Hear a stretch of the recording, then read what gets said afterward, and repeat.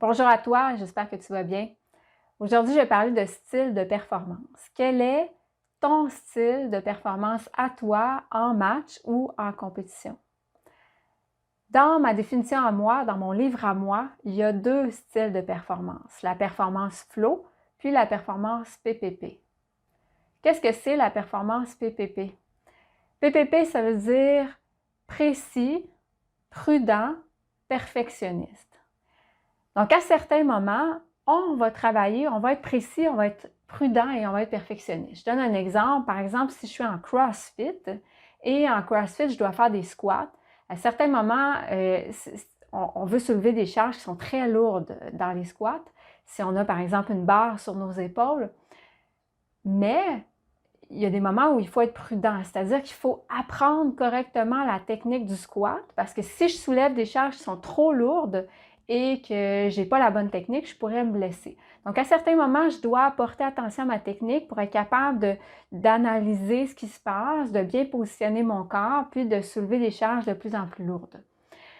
Pourquoi est-ce qu'on parle de précision? Des fois, je vais m'entraîner puis je vais pratiquer une nouvelle habileté, un nouveau lancer, un nouveau saut, un nouveau tir. Et à ces moments-là, je dois être précise. Donc, je dois travailler correctement ma technique. Puis à d'autres moments, ça va être ma tactique. Donc, je vais pratiquer ma tactique. Donc, tout ça, c'est de la performance PPP. Maintenant, qu'est-ce que c'est la performance flow? C'est un peu l'inverse. La performance flow, c'est vraiment d'y aller avec le flow, de performer de manière plus instinctive, sans trop réfléchir à quoi ça ressemble, à comment est ma technique, ce que je dois faire de manière très, très précise avec des étapes ou me répéter des instructions. C'est vraiment, je lâche prise, je suis libre dans ma tête. Des fois, je n'ai même pas de pensée et je laisse aller mon corps, je laisse mon corps exécuter les habiletés. Selon la demande de l'entraînement ou de la compétition, il y a un des deux types de performance qui va être préférable. Souvent, la performance PPP, prudente, précise, perfectionniste, va être plus adaptée à l'entraînement. À l'entraînement, je suis en apprentissage, souvent, pas tout le temps, mais je suis en apprentissage. Donc, c'est important d'être capable de revenir sur ma performance, d'y réfléchir, d'analyser. Donc, l'approche PPP est intéressante pour l'entraînement parce qu'elle me permet de progresser rapidement. L'approche flow est souvent plus intéressante pour la compétition ou quand je suis en préparation pour la compétition ou pour les matchs. Et là, souvent, les athlètes vont me dire, mais performer sans réfléchir, c'est important quand je performe, d'être capable de faire les bonnes choses, donc de me concentrer, de penser à ce que je dois faire. Oui, jusqu'à un certain point. Je ne veux pas trop réfléchir, mais quand je suis dans le flow, j'accède à mes automatismes. Ma performance devient plus automatique. Et comment est-ce que c'est possible? Quand notre corps a répété des centaines de fois les mêmes habiletés, puis même des milliers de fois à certains moments, pendant des semaines, pendant des mois, il y a une mémoire musculaire, c'est-à-dire que ça s'est encodé dans la mémoire musculaire. Le cerveau a appris les schémas moteurs et est capable de les reproduire sans qu'on ait besoin de réfléchir. Donc, si tu penses à une habileté que tu performes depuis très, très longtemps, un lancer de base ou un tir de base, un saut de base, une acrobatie, quelque chose que tu maîtrises très, très, très bien, généralement, tu n'as pas besoin de réfléchir pour être capable de bien performer l'habileté, ça se fait tout seul, c'est facile. Ça, c'est la mémoire musculaire qui s'est enclenchée. Donc, c'est ce qu'on veut faire quand on performe, on veut aller dans nos automatismes. Et pour ça, il faut adopter le style de performance flow. Ça nous permet de performer de la même façon qu'on est capable de performer à l'entraînement quand on est relax, quand on est dans le plaisir. Maintenant, il pourrait y avoir des moments en compétition où est-ce que je dois réfléchir un petit peu à ma stratégie ou à ma tactique ou voir un petit peu s'il y a une habileté que je performe moins bien aujourd'hui, prendre un petit moment pour voir qu'est-ce qui se passe puis le corriger. Donc oui, il va y avoir des petits moments en compétition où la performance PPP peut être utile. Et à l'entraînement, il va y avoir des moments où la performance flow va être utile aussi. Si je suis en préparation pour le prochain match, pour la compétition, je ne dois pas être en analyse et en réflexion. Je vais être capable de m'entraîner à accéder à ma mémoire musculaire, à performer plus librement avec le flow, avec mon instinct. Au début de la vidéo, je t'ai demandé c'était quoi ton style de performance en compétition. Pourquoi j'ai posé cette question-là? C'est parce qu'on a souvent un style préféré. Il y a certaines personnes qui vont être des performants flow, puis il y a d'autres personnes qui vont plus être des performants PPP.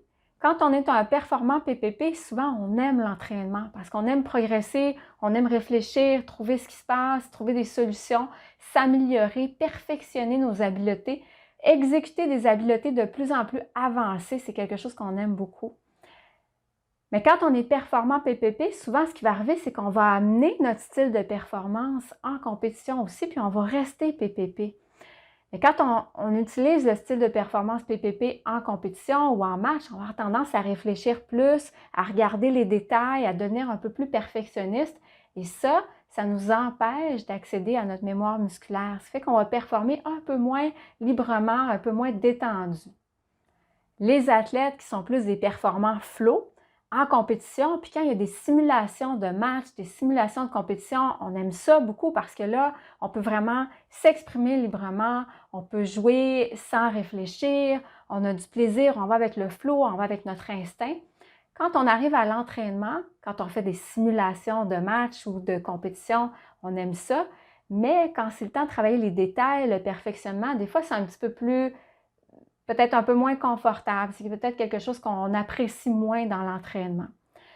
Donc, ce qui est important, c'est d'être capable de passer de un à l'autre selon les besoins, selon la demande. C'est important d'être dans notre performance flow, notre style de performance flow quand on est plus en préparation de match, de compétition ou quand on est en compétition ou en match. Et c'est important d'être capable de faire la switch vers la performance PPP quand on a besoin de s'arrêter, de prendre un moment puis de réfléchir à ce dont on a besoin pour s'améliorer. En compétition, à certains moments, on va devoir s'arrêter pour revoir peut-être la stratégie, voir qu'est-ce qu'on peut améliorer. Si des fois il y a certaines habiletés, on répète certaines erreurs, on peut prendre un moment pour faire le point. Là, on va être dans un état d'esprit, dans un style de performance un peu plus PPP. Puis à l'entraînement, à certains moments, il faut juste y aller, il faut juste le faire, il faut juste se laisser aller dans la compétition pour se connecter à nos automatismes, revenir à être capable de laisser s'exprimer les schémas moteurs, notre mémoire musculaire qui a appris pendant des heures et des heures de pratique à performer de manière automatique puis exécuter de manière souvent presque parfaite. Comment est-ce qu'on pourrait faire pour travailler les deux styles de performance, le style de performance flow et le style de performance PPP? Je vais te donner un exercice. Pour commencer, j'aimerais que tu te fasses une image du flow. Il y a plusieurs façons de faire. Ça n'a vraiment pas besoin d'être relié à ton sport. En fait, c'est peut-être encore mieux si ce n'est pas relié à ton sport. Tu pourrais penser à un moment où tu fais du vélo, par exemple. À certains moments, on va faire du vélo, puis on arrête de penser. On est juste dans le mouvement. On regarde peut-être ce qui se passe, on apprécie ce qu'il y a autour de nous, le paysage. Donc là, on est vraiment dans une aisance. C'est facile. Il y a peu d'efforts. On n'est pas obligé d'imaginer qu'on monte ou qu'on descend des côtes. Mais on imagine un terrain plat, puis on pédale. Donc, on est vraiment dans notre flow. Ce qu'on peut imaginer aussi, s'il y a des gens qui aiment la natation, on peut imaginer qu'on est dans un lac ou dans une piscine, puis on nage, on nage, on nage. Donc, quelque chose qui est répétitif, puis qui nous amène dans un sentiment d'aisance, un sentiment de facilité, un sentiment où est-ce qu'on est dans notre bulle. Personnellement, il y a quelques mois, l'image que j'avais, je dis il y a quelques mois parce que c'est plus l'hiver, mais souvent j'allais sur une petite patinoire qui est près de chez moi, il y a un parc près de chez moi, puis il y a une patinoire en 8, et souvent j'y allais, même si je n'avais pas de patin, puis je patinais avec mes bottes sur la patinoire, je faisais le 8, puis à un certain moment, j'ai commencé à imaginer ça comme un style de performance flow. Donc pour être dans mon flow, j'imaginais que je patinais sur la patinoire et que je faisais des 8. Donc pour moi, ça, c'était un sentiment, une sensation de flow. Donc il faut trouver ton image. On peut même imaginer des fois je pensais aux tapis roulants à l'aéroport, les tapis roulants qui sont plats. Et souvent, quand on marche sur les tapis roulants, on avance très, très rapidement. Donc, le tapis nous propulse en avant, puis en même temps, nous, on fait des pas. Donc, ça va très rapidement, c'est facile, c'est comme si marcher, ça ne nous prenait aucun effort. Ça peut être une image intéressante aussi. Tu peux imaginer que tu es sur la plage, que tu es bien allongé sur la plage et que les vagues vont et viennent et tu entends les vagues. Ça peut être aussi encore une sensation de flow. Ce qu'on veut, c'est avoir la sensation du flow, être capable de se connecter à des ressentis. Comment tu te sens dans ton corps quand tu es dans un flow? De l'autre côté, on va se donner une autre image, on va se donner une image de PPP. Imagine que tu es dans la création d'un projet. Tu peux choisir quelque chose qui te passionne. Ça peut être un loisir, par exemple, je fais des casse-têtes. Ça peut être quelque chose que je construis quand je fais du scrapbooking ou si je fais une sculpture ou quelque chose que je suis en train de travailler et que je crée et que je bâtis et que je construis. Et dans ces moments-là, je suis un peu plus en réflexion. Je suis très, très concentrée sur ce que je dois faire, sur les étapes à faire. Donc, quand je fais un casse-tête, je dois trouver le bon morceau, le placer au bon endroit. Si je construis une petite structure, par exemple, de l'art et je construis une maison ou des fois les avions en papier. Quand je fais ce genre d'activité, je suis vraiment dans la construction, je suis dans la création, je suis dans la réflexion pour être capable de mener à bien mon projet, pour arriver à mon but. Ça, c'est une performance qui est plus PPP. Donc, je peux trouver quelque chose qui n'est pas relié à mon sport, vraiment en dehors de mon sport, quelque chose d'autre qui me passionne ou qui m'intéresse. Et comment est-ce que je me sens quand je suis dans mon état d'esprit créatif, mon état d'esprit PPP, où est-ce que je suis plus un peu dans l'analyse, la réflexion, le détail, le perfectionnement. Maintenant, ce que tu vas faire, c'est pratiquer un peu les ressentis. Donc, quand je m'imagine patiner sur la glace, faire des 8, comment je me sens, c'est quoi le feeling dans mon corps. Puis, quand je suis en train de construire quelque chose, de créer, comment est-ce que je me sens aussi, quel est mon état d'esprit, à quoi est-ce que je pense. Et tu vas choisir un extrait de ta performance. Ça peut être un premier point, quelque chose qui dure environ 1 minute. Ça peut être une routine si tu fais de l'acrobatie ou un sport un peu plus artistique, une épreuve, une descente en ski. Donc, dépendamment de ton sport, prends un extrait de ta performance en compétition. Et tu vas l'imaginer une première fois, tu fermes les yeux, tu visualises l'extrait de ta performance. Et ensuite, tu vas ajouter une des deux approches, un des styles de performance. Donc, on peut visualiser une première fois avec un style de performance PPP. Maintenant, tu sais c'est quoi un peu le ressenti du style de performance PPP. Tu vas visualiser l'extrait de ta performance en te plaçant dans un état d'esprit, un style PPP.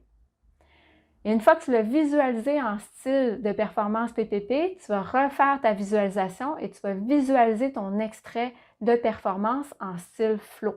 Donc là, tu es vraiment dans un état d'esprit de flow. Et une fois que tu as fait les deux visualisations, tu vas comparer. Comment est-ce que tu te sentais? C'est quoi la différence? Et habituellement, quand tu performes en compétition ou à l'entraînement, quand tu te prépares pour les compétitions, est-ce que c'est les mêmes ressentis?